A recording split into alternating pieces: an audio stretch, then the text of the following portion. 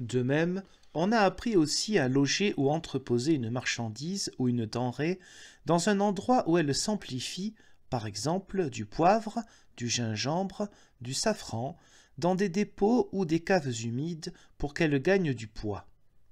On a appris également à vendre des vêtements de laine, de la soie, des fourrures de martre, de zibeline, dans des dépôts ou des boutiques sombres, et de fermer l'arrivée d'air, comme c'est partout l'usage de créer pour presque chaque marchandise un air particulier.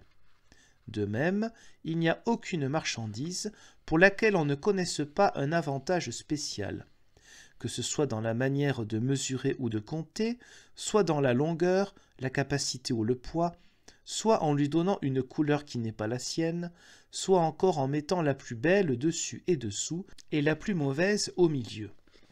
C'est ainsi que cette fraude est sans fin et qu'aucun commerçant n'ose avoir confiance en l'autre au-delà de ce qu'il voit et touche.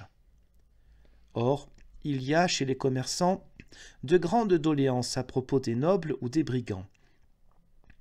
Ils auraient à pratiquer leur commerce au milieu de graves dangers et seraient de ce fait emprisonnés, frappés, rançonnés et dépouillés, etc. Mais s'ils souffraient tout cela à cause de la justice, les commerçants qui souffriraient cela seraient sûrement des saints. Certes, il peut arriver que l'un d'eux se trouve une fois victime d'une injustice devant Dieu, en ce sens qu'ils doivent endosser la peine de ceux en la compagnie desquels il se trouve et payer pour le péché d'un autre.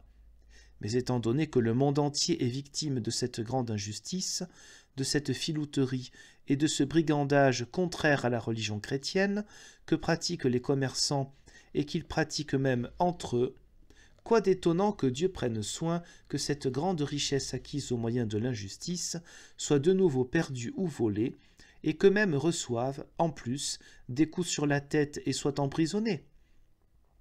Il faut bien que Dieu exerce la justice, et, en effet, il se laisse glorifier comme un juge juste. Psaume 10, verset 18. Ce n'est pas que je veuille, avec cela, disculper les voleurs de grands chemins ou les chenapans, ni leur donner toute latitude d'accomplir leur brigandage. C'est la faute des princes régnants qui devraient veiller à la sécurité de leur route, aussi bien pour les méchants que pour l'homme honnête.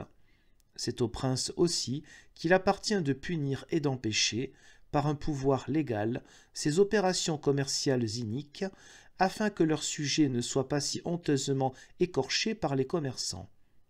Étant donné qu'ils ne le font pas, Dieu se sert pour le faire des chevaliers pillards et des brigands, et par eux, il châtie l'injustice des commerçants. Ils doivent être ces diables, tout comme ils tourmentent le pays d'Égypte et le monde entier par les diables ou les fait périr par des ennemis.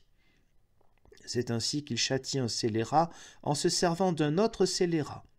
En outre, il donne, par là, à entendre que les chevaliers pillards sont des brigands moins redoutables que les commerçants, car les commerçants volent quotidiennement le monde entier, alors qu'un chevalier pillard vole une ou deux personnes, une ou deux fois par an.